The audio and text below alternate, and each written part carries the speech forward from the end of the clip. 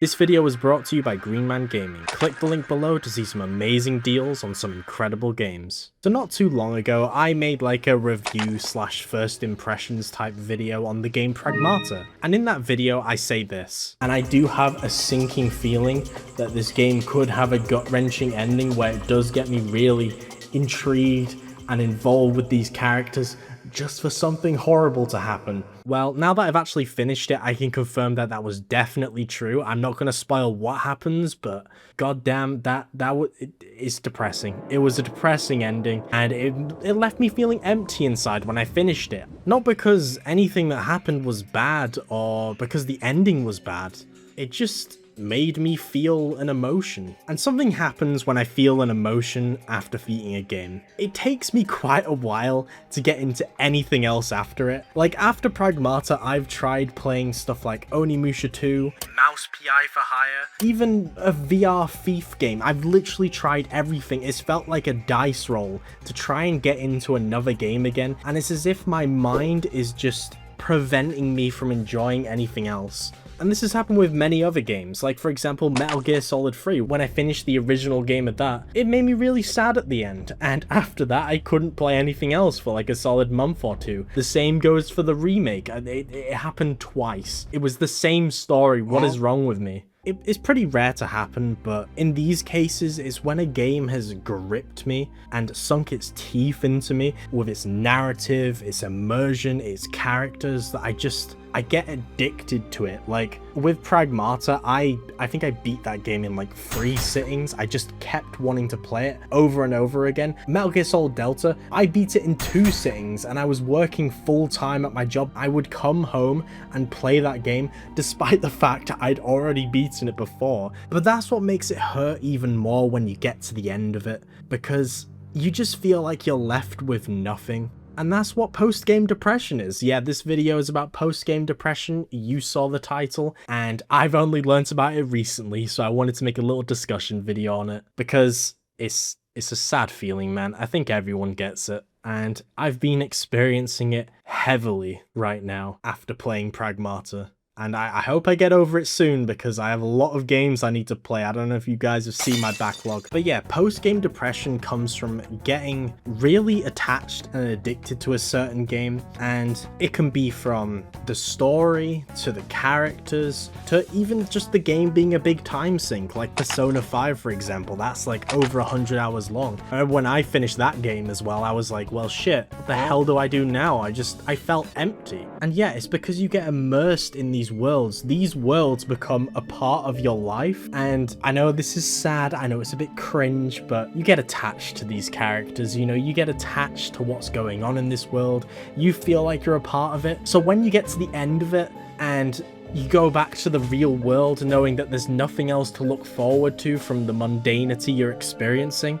it's just depressing. Like, it's miserable. Yeah, you could easily argue that you could just play through the game again and get the same experience, but it never hits the same. You know what's gonna happen, and it just kind of takes away from a lot of it. You don't feel like you're in a world and you're experiencing a story with these characters. You just feel like you're playing a game because you know what's gonna happen, which is kind of crazy considering the Metal Gear Solid thing, but I think enough time had passed between those two. And also, Delta was a complete overhaul remake, so it felt different. It felt different. A great example of this, and this is probably one that a lot of people have experienced, Red Dead Redemption 2. When I played Red Dead Redemption 2 in 2018 on my PS4, and I'm talking about just before the epilogue here, I stayed up till 3 AM playing that shit. I was chipping away at that game for ages. It is a massive game, it is huge. And then when I got to that ending, which I'm not gonna spoil just in case you haven't played Red Dead 2, it's an amazing game.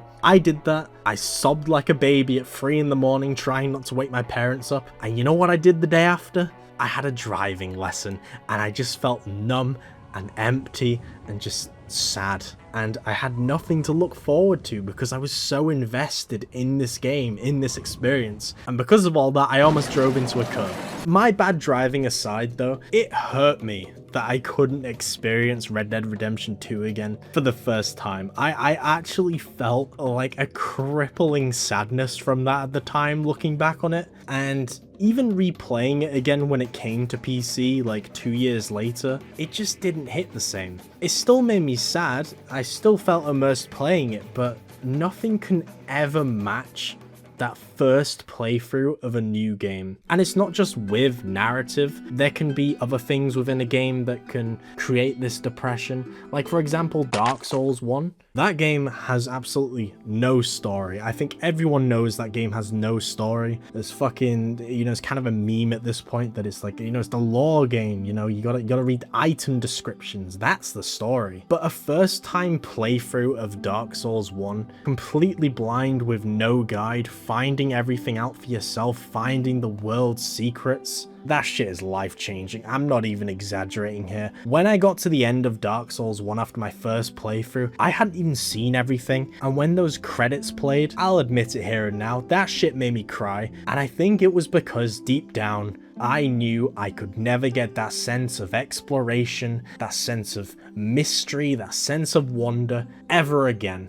Now yeah, I have replayed Dark Souls 1 about 20 times. It is a very replayable game. All the Dark Souls games are heavily replayable, even Elden Ring, but nothing will ever come close to a first time playthrough of any of these games. Hell, any game in general, really. And knowing that you can't experience that form of media for the first time ever again, I think makes your mind just sad. You just get this incredible sense of sadness. Nothing else will hit the same again, and you keep trying to play games to try and get that sense of wonder again, but your mind keeps coming back to what you've just experienced, that incredibly unique emotional experience. Your mind is just like, this isn't as good as the first time we played The Evil Within, and you just struggle to enjoy anything else. Even if you play like the best game ever after it, I think your mind just has like this mental block thinking that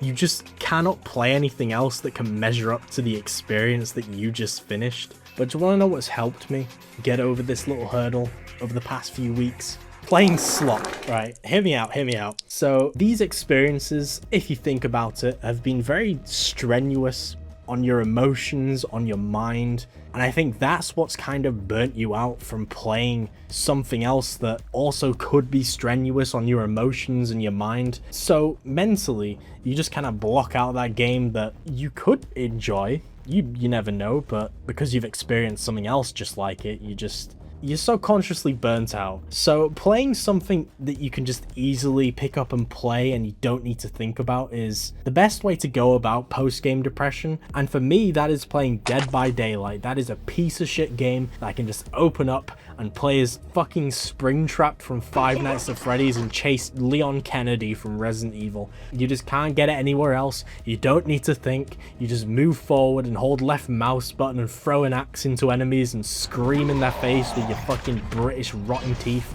It's great. And after a few days of just playing Dead by Daylight or playing another live service slop game, the list is endless really, it is significantly more refreshing to get back into like a quality game, and you can re-experience that emotion you felt, that immersion, that parasocial relationship with the characters again, and it's great. But yeah, I just thought post-game depression was a very interesting topic. There's countless games that I've experienced this from that I haven't quite managed to get down why that is. I just wanted to give my 2 cents on this. I just think it's an interesting topic. And yeah, thank you all so much for watching. If you're looking for a game to make you feel absolutely depressed after because it's so good, then there's no better place than Green Man Gaming. You already know what Green Man Gaming is. It is a third-party storefront for games. They do incredible deals, very generous deals on a lot of amazing games, AAA games, indie games, literally anything you can think of is probably on here,